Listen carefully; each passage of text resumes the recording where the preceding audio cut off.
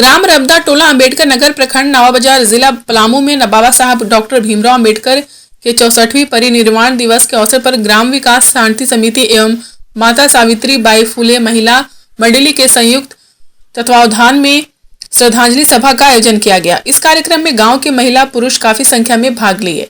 वक्ता के रूप में राजेंद्र मेहता, रूबी बौद्ध, राम प्रसाद राम, सेवानिवृत्त पुलिस अवर निरीक्षक अपने अपने विचार बाबा साहब के जीवनी पर रखे।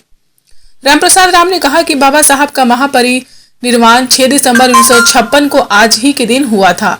जब बाबा साहब के परिनिर्वाण की खबर रेडियो के माध्यम से देश के दलितों को मिला तो पूरा देश का दलित समाज गम में डूब गया। सभी की आंखों से आंसुओं की धार बह रहे थे।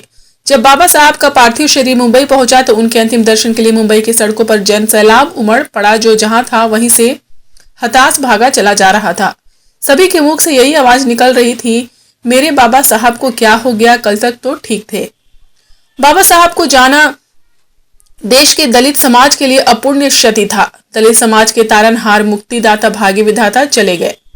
बाबा साहब ऐसे समय में जन्म लिए थे जिस समय इस देश में ब्राह्मणवाद चरम पर तथा दलित समाज के लोगों के साथ जानवरों जैसा व्यवहार किया जाता था।